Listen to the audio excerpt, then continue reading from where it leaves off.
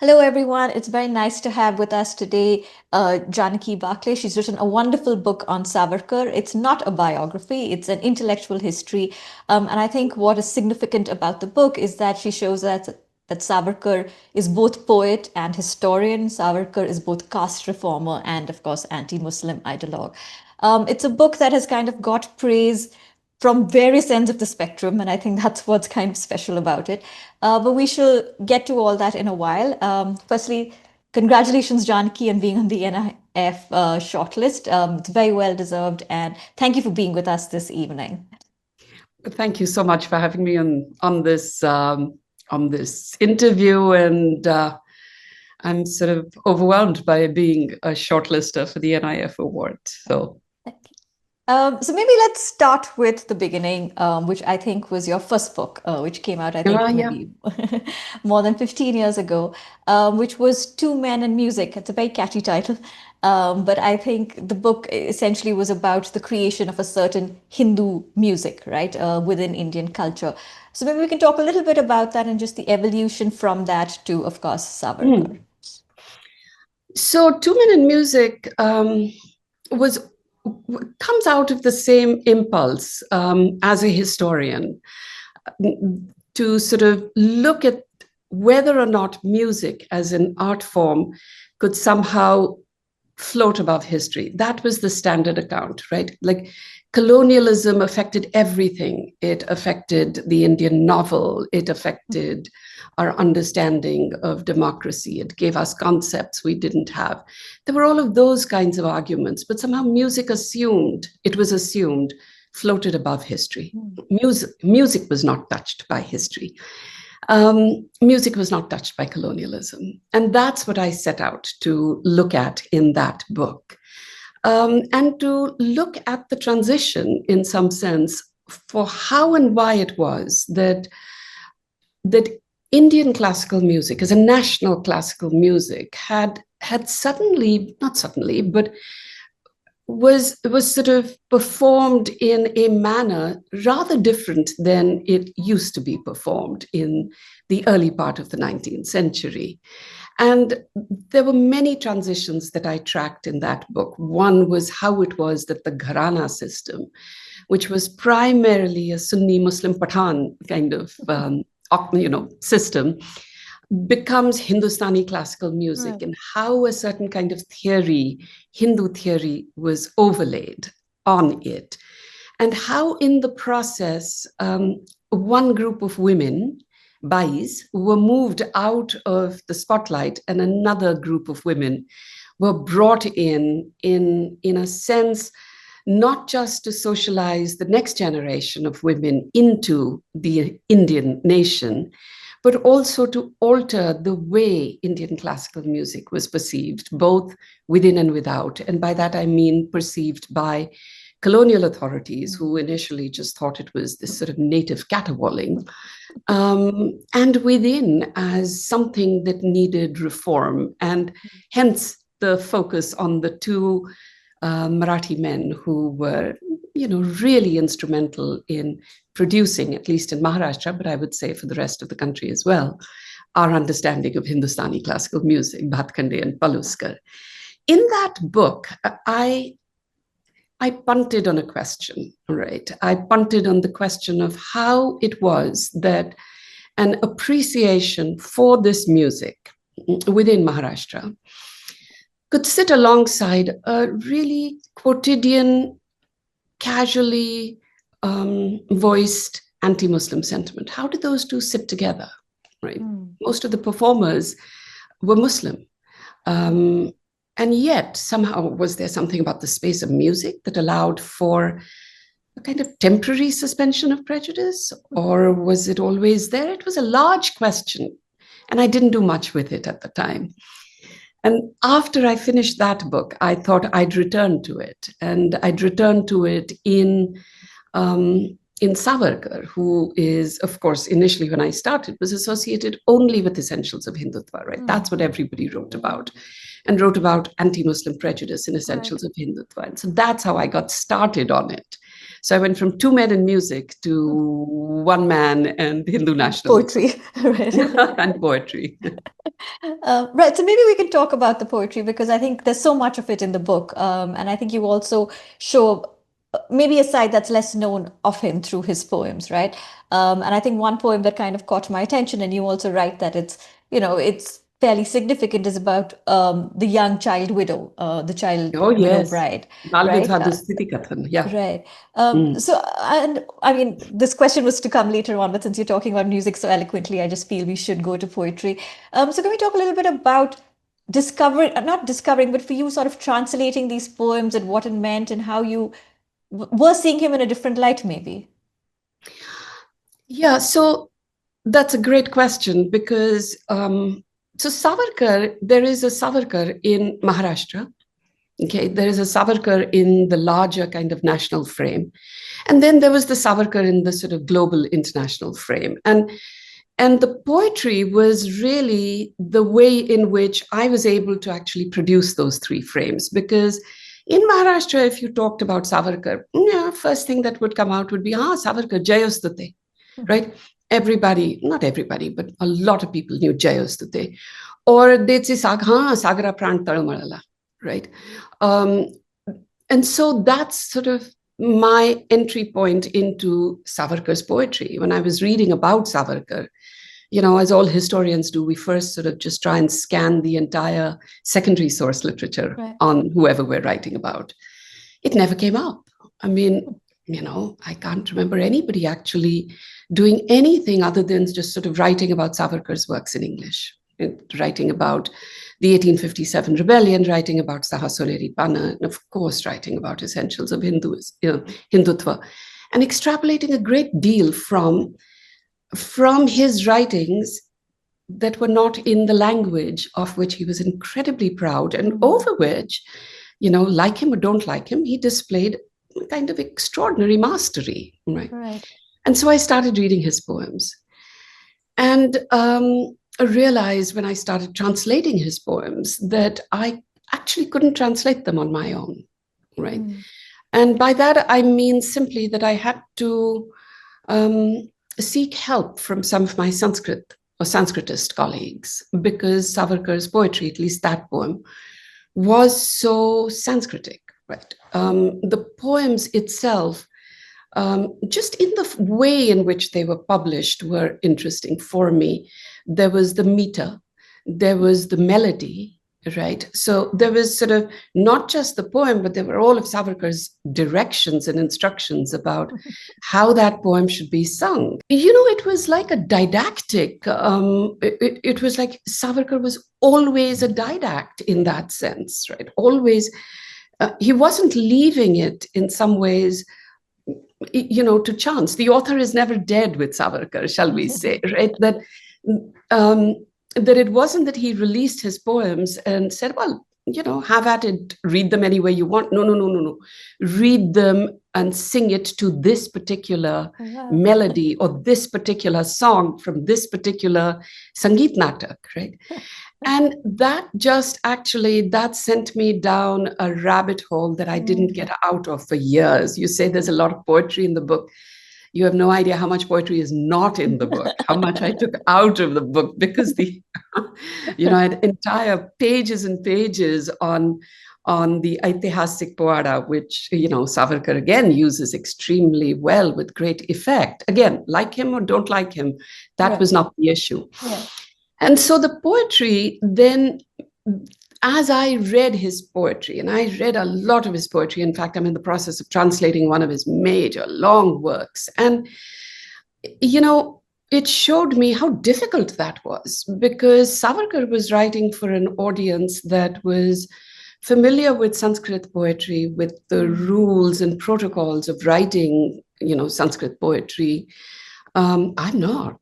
I'm not. So I had to go get myself a kind of extra education, work with my colleagues who knew Sanskrit, and learn as much as I could in the course of writing the book about the different meters and what meter was most appropriate for what subject matter, and realized that Savarkar wrote across the spectrum of Marathi poetry. across the spectrum, right? There is not a sort of genre of Marathi poetry, which itself has a, very long history, an 800-year history, that he didn't write. And that got me particularly interested in why he was doing that. It's not, he was a poet. He says that I'm a poet by inclination, and, circumstances have turned me into a political being, Politician, right.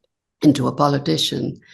But why was he writing across every genre, right? I mean, he certainly was putting himself in line with the last of the Pandit poets, right, with Moropant, and he writes like Moropant, almost a paean to Moropant. Incredibly difficult poetry to translate. It's so Sanskritic. And then he writes in this other idiom as well. And he wrote everything. And so that poetry chapter is the one that made me realize that I could not approach Savarkar in the way in which I thought I could initially approach him, which was to write a quick book on Savarkar. It took, that poetry chapter took a lot of work, and I actually worked with a lot of extraordinary people, not just Sanskritists, but Marathi poets who read the chapter and commented on it. And I found, as many of the older collections of poetry, some of which were compiled by fellow poets, some of which he had written in scraps and distributed. So the poetry landed up being this kind of, what should I call it? Very counterintuitive way for a historian to enter the life world of this very complicated figure, Right. Yeah. It's so interesting because I think, like you're saying, whether it was poetry, but like so much of this book is your translations of his work, right? But you Yes. also write that, he was sarcastic, so you have to kind of decode that. He was also surveilled all the time, and he was very aware of that. So he's also writing in code. So you're kind of like a jasoos, right? Like Ah, how yes. so can we just talk a little bit about that? Like, here's this person again who's sort of larger than life, especially now, like in the Indian context, etc. And you are kind of reading his mind and reading between the lines, essentially, and translating it. So, translating sarcasm is really hard. And Right. translating poetry, as somebody who is not trained in a literary discipline, is also hard. So, with apologies to everyone who is going to watch this and is a poet or is poetic, my apologies, because I did not produce a kind of poetic translation. I did my best, but I was more focused on the content. Yeah. Remind me what the rest of your question was. So Poetry just the on challenges wisdom. of translating Yeah, someone who's surveilled, who's sarcastic. right. Translating his prose was relatively easier. Okay, but he is incredibly sarcastic in a lot of what he writes, right? And particularly when he writes about caste, when he writes about Gandhi, he's hugely sarcastic. So I tried to communicate some of that translation, but that is why the book has an index, right, of the original Marathi. So those who do read Marathi and are dissatisfied with my translations can read the original Marathi. The other thing about Savarkar, and here I took inspiration actually not from a biographer of an Indian figure, but from biographer Manning Marable, who wrote this incredible two-part biography of Malcolm X. And I realized in reading that there were similarities that were about form, shall we say, right? And by that, I mean that what was clear when I read the biography of Malcolm X by Manning Marable is that Malcolm X was leaving nothing to chance, right, about the way in which he would be remembered, or the extent to which Malcolm X choreographed the story about him, the narrative about him, the image of him that would be disseminated long after he was dead. And that was something that I thought Savarkar had done as well. And so there was always that kind of layer right, that I had to sort of work against. And I don't know that one can ever unpeel it, Nandini, right? You do the best you can. But you said, get into Savarkar's mind. I don't have any illusions that I got anywhere close. Right. What I can tell you is that I could uncover the extent to which he choreographed, okay, or his image for posterity. He wasn't leaving that to chance, right? And the other thing about being surveilled, right? When you've spent the entirety of your life, almost the entirety of your life, under surveillance, you write in code. You write in code. How do you decode that? How does one actually decode it? Because if you look at Savarkar's biography or autobiography, it's very little. It's very, very little of it, right?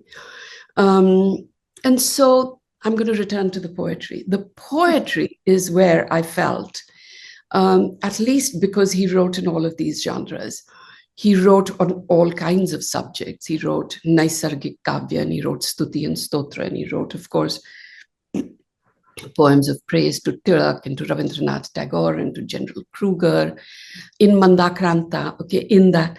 And it was in the poetry that I felt, I also felt this reading Sheila Karandikar's sort of 450-page Marathi biography of Savarkar, which deals just with 5 years, with 5 years, that I was never going to get the whole Savarkar. I was going to dip into bits and pieces, and the poetry was going to help me. So nobody who's under surveillance is ever going to be completely candid, ever. Right. And so you get as far as you can, and you get to it in some ways through shall I say, writings other than the autobiographical. Okay. Because the autobiographical he wrote when he came back, when he was brought back to India. So of course he was going to be surveilled, and it was going to be surveilled. So he was never going to reveal much. And so those are the reasons that if you look at my footnotes, there are footnotes, to books which are like 12 pages long, 14 pages long, okay, written by some of his compatriots, some of fellow revolutionaries who also went to prison, and reveal much more, right, about what might have been in Savarkar's mind. For instance, they go to prison, or they're taken away to prison as heroes, and they come back, and the world has changed. Right? There's a new game in town. It's Gandhi. The conversation is about nonviolence. It's being resisted. Okay, Gandhi's nonviolence is not immediately accepted, obviously. But that's the world that they re-enter, and they are, almost treated as sort of washed up revolutionaries who don't have a place in this new political discourse. And so that's how I tried to get to Savarkar. But the poetry chapter, thank you for asking that question. I think it is the chapter that I worked on longest and hardest, And are proudest of?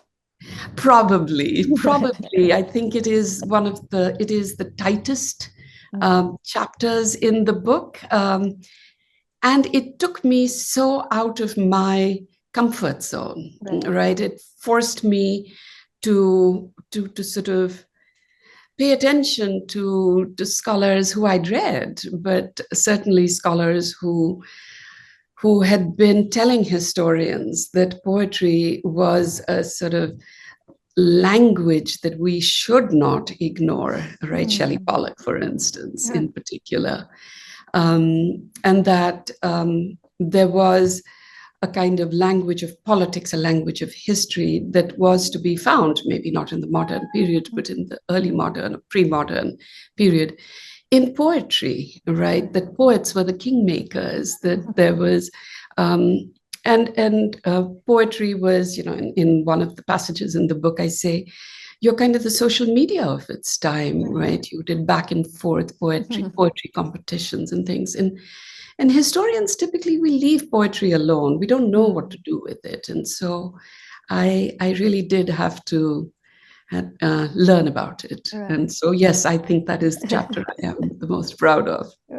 So interesting. I just want to pick up on something that you said before, which is sort of interesting, where you mentioned that you never got into his mind, right? And it reminds me of something else that you've said in a previous interview, which really grabbed my attention, was that truth is above my pay grade, and I'm a Mhm. historian. So I Mhm. just want to kind of build on both of those ideas, right?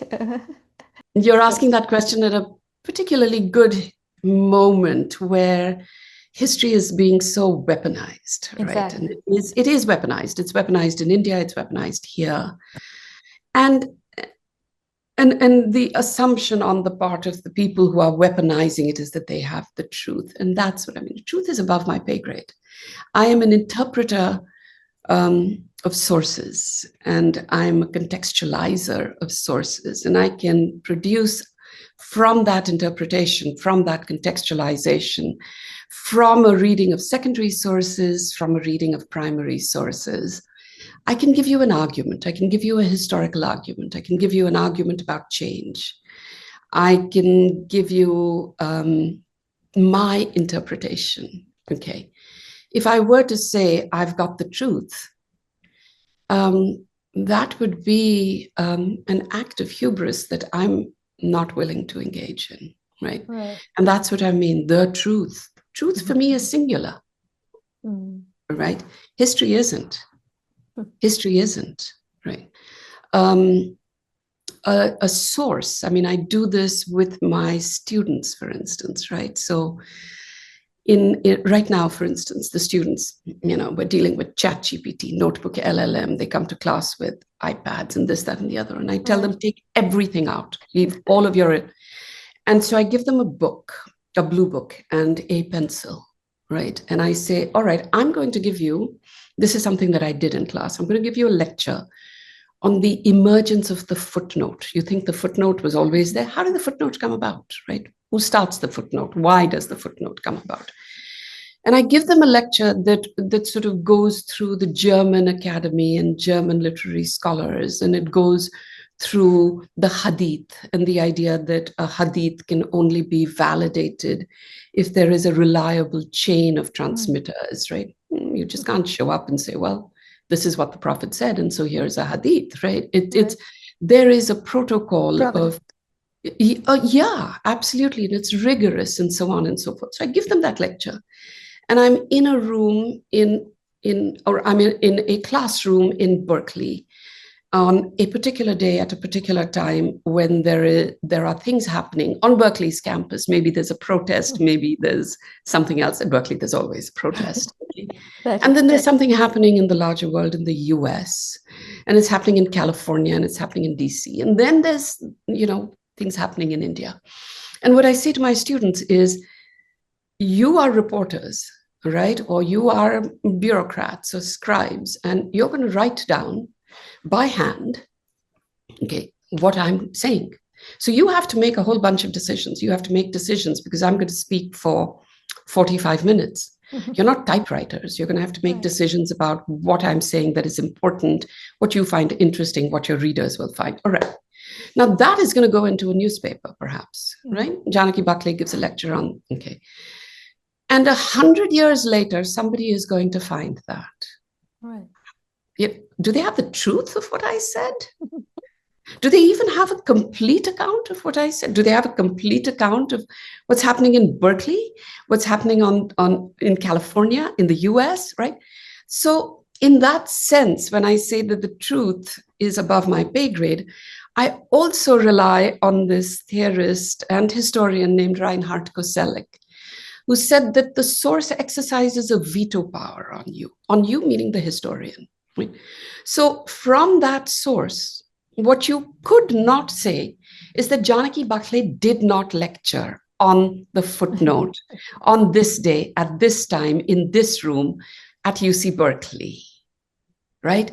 Yeah. And you can say that in this source, okay, what we know of Janaki Bakhle's lecture is the following. Okay? Right. But what do we know about the biases of the person who actually wrote that down? Okay. Did he or she focus on just the German part of my lecture? Did they focus on the Hadith part of my lecture? Right. So So when you go into the archive and when you have sources like this, and you have thousands of such sources, right?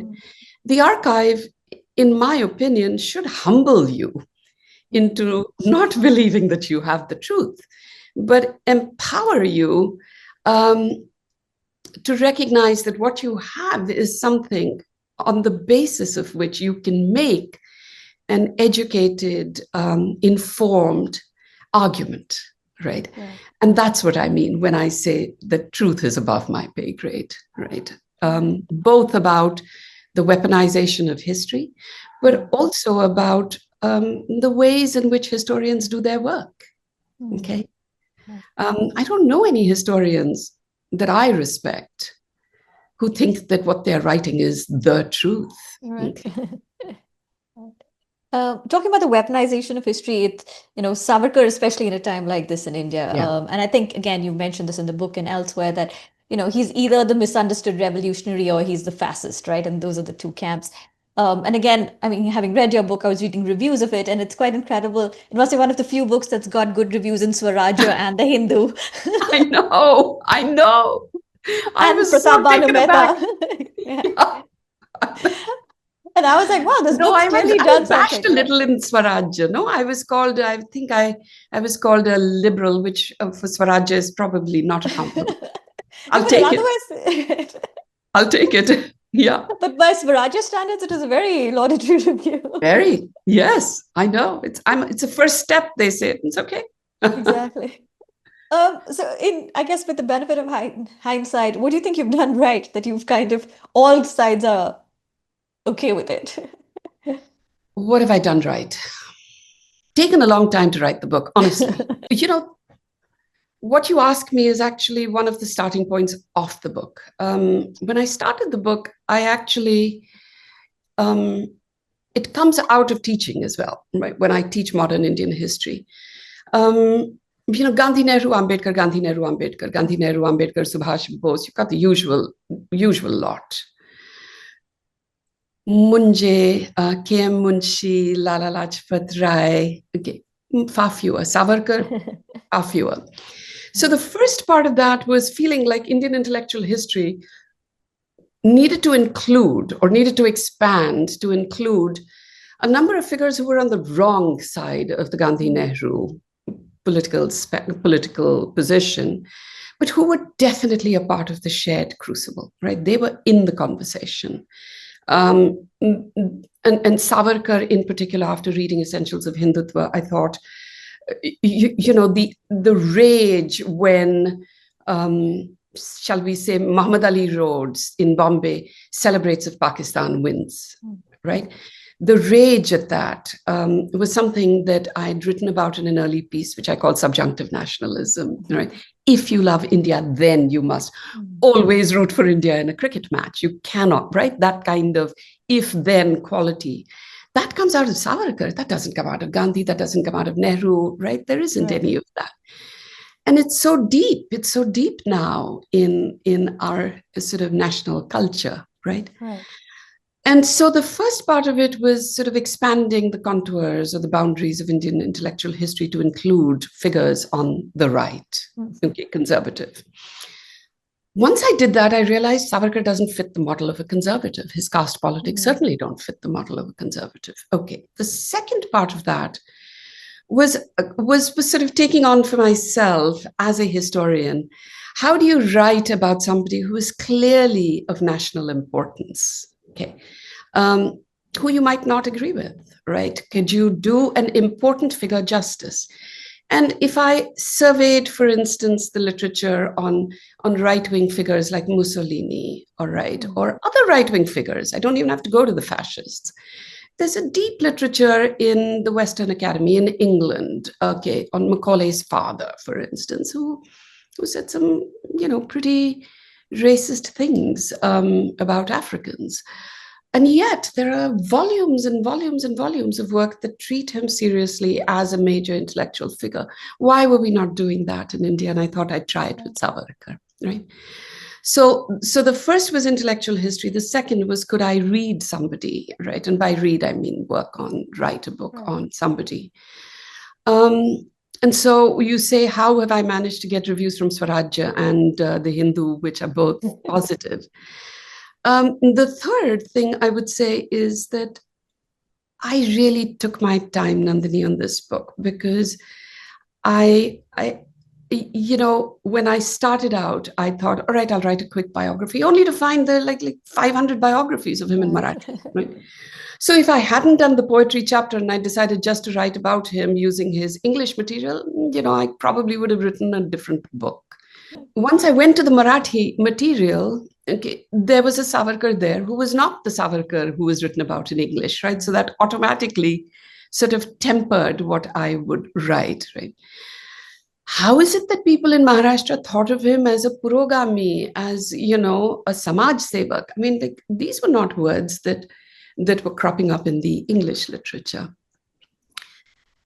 And so I wrote this book, and then I rewrote it, and I rewrote it, and I rewrote it. And I was very grateful both to actually my husband, Nicholas Dirks, who is himself an extraordinary scholar of India, and my former PhD advisor, Partha Chatterjee, who when I sent the manuscript to him, basically dropped everything to read it, and is someone I've always relied on to sort of give me the kind of criticism nobody else does, which is that he will just simply say this just doesn't work, or this is just not a good argument, or that. And he pointed out to me that there was, that there were places where I had a tone which I might want to look at. And so I did. I mean, I literally went back, because that's not the book I wanted to write. I didn't want to indict, nor did I want to celebrate. I really wanted to pull apart the contours of intellectual history. I wanted to write about, an important figure who wrote in Marathi, okay, as a way of saying this is a kind of literature that we should be writing. We can't just be focused on, on works in English, and we can't have this bifurcated kind of situation in which if you read Marathi, then you've read everything Savarkar has written in Marathi, but you haven't read anything, that has been written about Savarkar in English, and vice versa, right? And so I think the longer I worked, the longer and longer and longer I worked on the book, the longer I read the sources in Marathi, it was quite clear that I needed to write about a Savarkar who had a kind of place and space in Maharashtra, along with the space and place he occupied. There are only two figures, in my opinion, who are as venerated in Maharashtra, okay? And one of them is Ambedkar, obviously, and the other is Savarkar, right? And so that was sort of telling me something. And frankly, there are more than enough books that either celebrate or castigate. I didn't want to add to either list.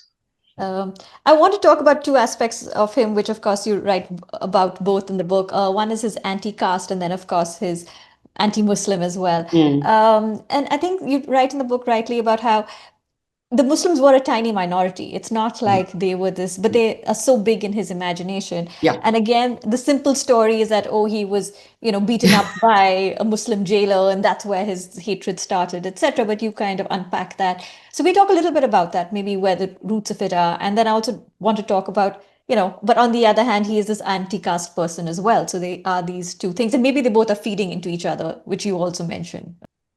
So prejudice, okay, the anti-Muslim prejudice goes back to my first book. Remember where I said that there's a sort of everyday prejudice against Muslims that is routinely voiced. It's still voiced.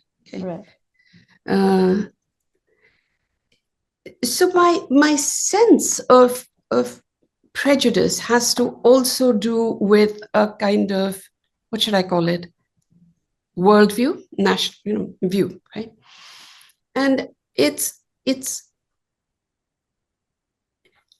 embedded, I would say, not in mind, okay, but in something far deeper, in consciousness, right? Take Structure of Feeling, Raymond Williams, right?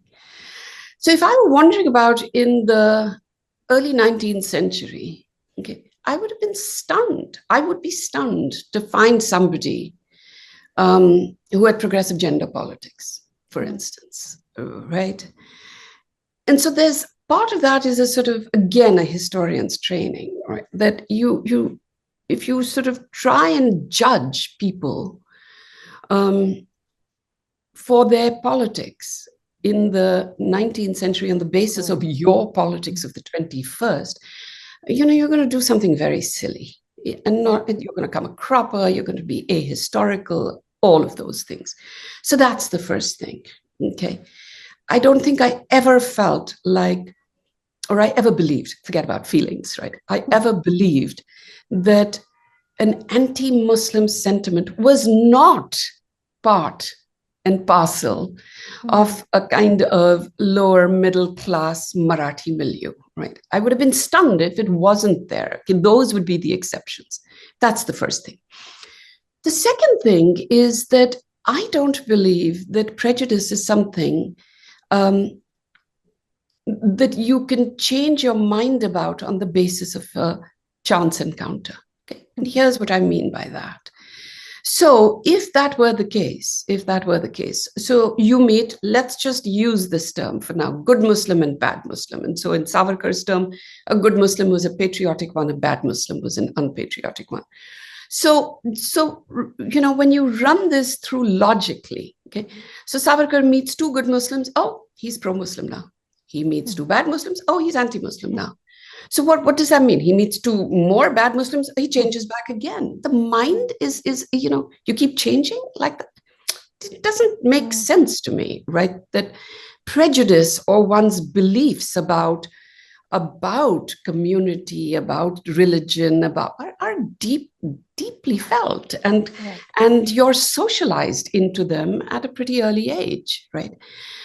So that story always rang false to me, always, like, because it seemed to me that, all right, well, he was meeting plenty of good Muslims, right? So what was it? Were we just going to flip-flop? Like on day one, he was pro-Muslim, on day two, he was anti, day three, pro, day four. And were we just going to try and find out which Muslim he'd met to figure out what, All right. So I'm caricaturing this, obviously, but I think the point I'm trying to make is that kind of prejudice is deep-seated. Okay. Now, one clue for me for that one was when he comes back and he writes this biography, right? He writes his biography. And in it, he narrates with a casualness the desecration of a mosque that he engaged in with his fellow friends, right? Now, he's writing this, he's not in his teens and he's not in his 20s. He's lived through prison and things like that. And there was no guilt. There was no sense of maybe I shouldn't have done it, right? No retrospection, none. Okay. And so that was also one of the reasons why I just did not find that narrative convincing, right? That I think you can mask your prejudices on occasion. I think you can not voice them on occasion, right? So that is why I said he's not an occasional or an episodic, this sort of anti-Muslimness runs through everything he writes. Okay, and it's a through line. It's not something we can remove. That through line runs through what is otherwise a very powerful critique of caste, right? And I think people get upset with me when I say Savarkar was a progressive, right? Of course he was a progressive when it comes to caste. Now, was he instrumental in his progressivism? Of course, right? Was he insincere as a result of that? I don't believe that, right? And I don't have to. It's in the sources. The sources, right? It's in his son's account of him when he notes that his father quips that the sacred thread is made of good and strong cotton, and so Savarkar put his house keys on them, used it to die, right? Okay, but that kind of combination of progressivism when it came to caste and anti-Muslimness these were the things that in the Marathi literature got separated. So you'd have books about Savarkar as a caste progressive. Okay, that's it, just on his Jatyachedak Nibandha, right? Which did not take into account anything else. Or they take his attempts at sort of caste reform, right? And they didn't take into account. And so what I was trying to do was braid these together, right? So that to the extent that I could, I was saying that when you, in a sense, forgive the violence of what I'm going to say, chop up Savarkar into these bits, right? Savarkar's poet, Savarkar, and you don't put them together, or you don't see what the through line is, then it allows you, in that sense, to venerate or to castigate. Right. So then you can say, well, I'm not looking at that part of Savarkar. I'm just looking at this part, and I can venerate. And I didn't want to do, as I said, I neither wanted to venerate nor did I want to castigate. I really, really wanted to make a contribution to modern Indian history and history writing. That's the chief sort of driving force. It's not an ideological one. It's not a weaponized one. It's in this, I'm a kind of boring, nerdy historian. That is what I wanted to do, is sort of expand the field of Indian history. No, I think Janaki the Jasoos. I think that's the Janaki the Jasoos. I like that. Let's talk about that. Yeah. We talked about the widow remarriage at the start, but what were the other ways in which he was gender progressive? Look at what he writes when he is a student in England. All right. Look at what he writes about the suffragettes. All right. What he writes is that his admiration for the suffragettes, they did not come begging bowl in hand saying, please give us the right to vote. They're taking the right to vote. Okay. Look at now, obviously, okay, Nandini, before I turn him into, Germaine Greer or something like that for your listeners, I don't want to do that. Okay. For his time. Right. Okay.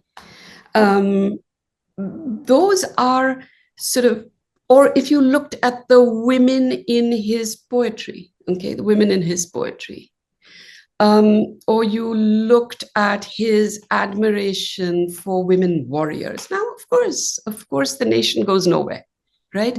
And if the one through line is anti-Muslim, the other through line is the nation. Okay? His gender progressivism is also going to show up in his advocating a kind of interregional marriage, right? Interregional. Interregional marriage is still in India, for heaven's sake.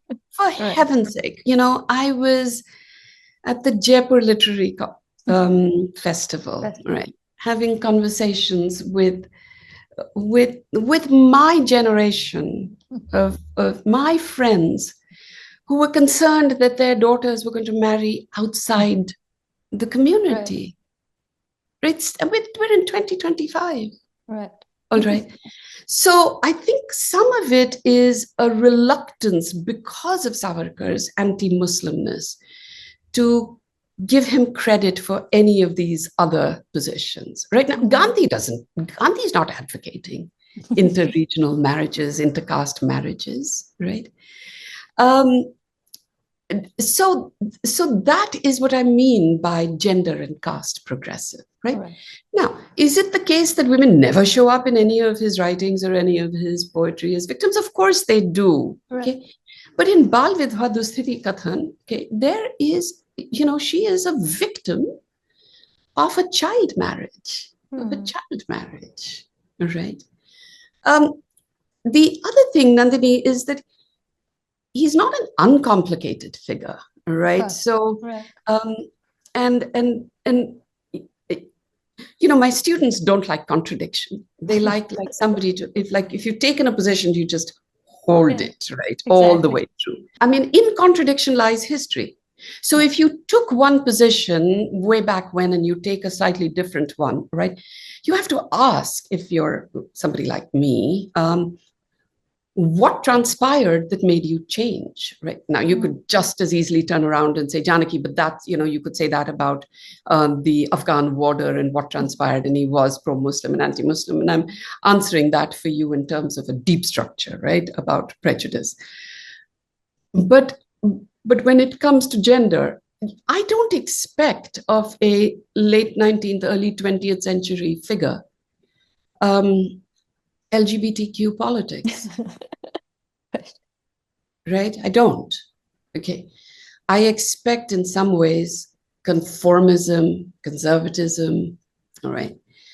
He's Brahmin, he's sort of upper middle class.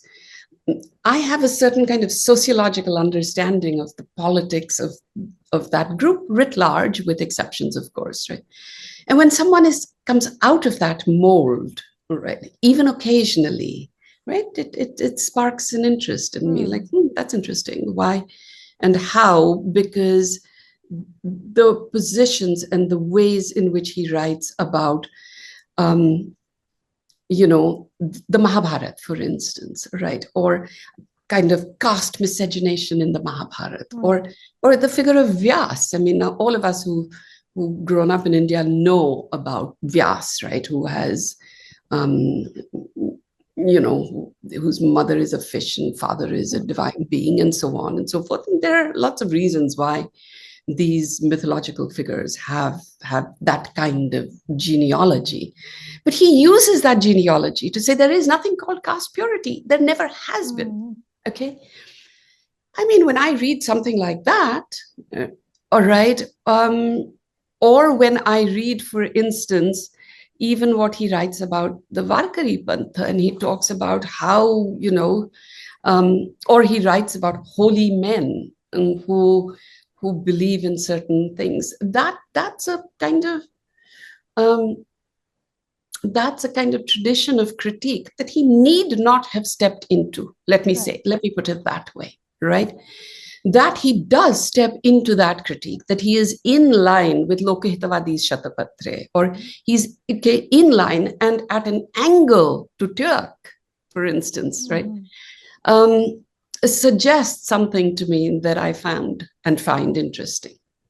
You write in the end about how, Savarkar would probably have been pro NRC and CAA, but he wouldn't have been so gung-ho about all the temple building. And that just got me to, sort of, like now in Parliament, we have a picture of Savarkar and we have a picture of Gandhi. What would he have made of that? Yikes. Well, he disliked Gandhi. Right. And honestly, Nandini, I put that in because the question about temples, right? I put that in partly because as I read Savarkar, okay, his nationalism was entirely territorial, right? It was about territory, which is why I think any kind of expansion into greater Bharat, right, would have certainly, I think, met with his approval. But the building of temples, I don't think so. Okay, I would imagine, I don't know, Savarkar's family is around, they could probably answer this better than I could, but I imagine that he would have much rather seen the money go into military expenditure. Okay. I think given his sense of hubris, I mean, Savarkar was not in any doubt about his own brilliance, right? And he sort of, his arrogance sort of takes you aback when he writes, because it's not an arrogance I find in everybody. I certainly, in Savarkar's arrogance is really leaps off the page. I think he would believe that he needs to be in Parliament House, next to Gandhi, right? So I think he would have been satisfied, right? Right. His vision of Indian nationalism has superseded Gandhi's, right. Hasn't it? Wouldn't you say? Perhaps. Yeah.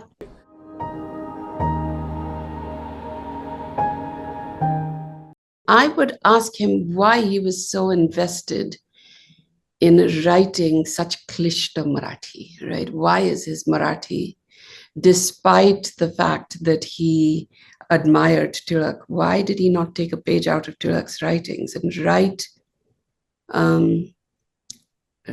more accessible prose? That would be one question. Secondly, I think I would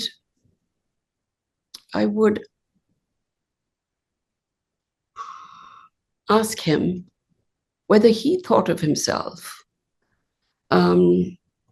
as a caste progressive, and why then would he break with Ambedkar over Ambedkar's conversion to Buddhism? And lastly, I would ask him, based on this archival letter that I had found, to which I'm pretty sure I would not get an answer, that if a colonial official said, in effect, in a letter, that we cannot use him as we would like, what he made of that.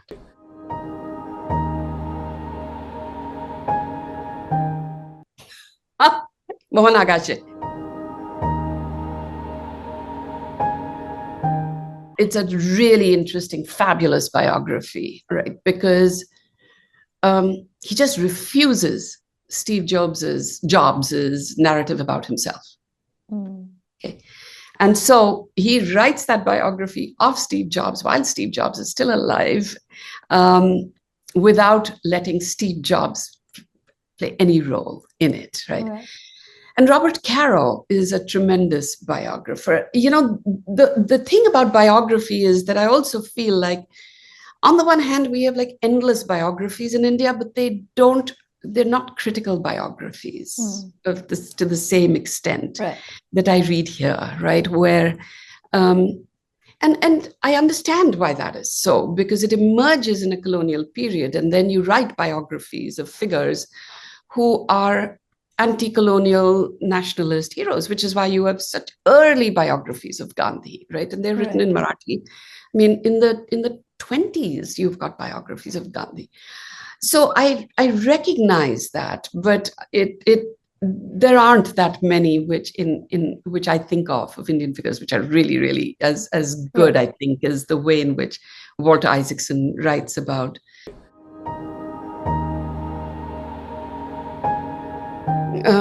I would love to think that I would be a dancer, because that's my second major passion. Yeah, I dance every day. You know, I studied Kathak when I was in India. And then when I came to the US, I gave it up. And I gave up Kathak actually for some of the same reasons that I wrote about in the book, right? I was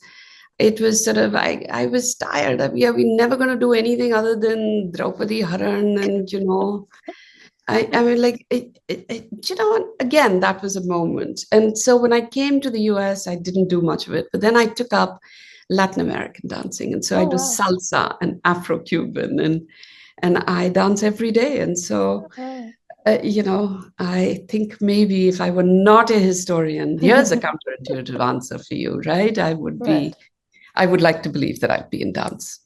I'm probably not good enough, but I'd like to think that I could do it. Right.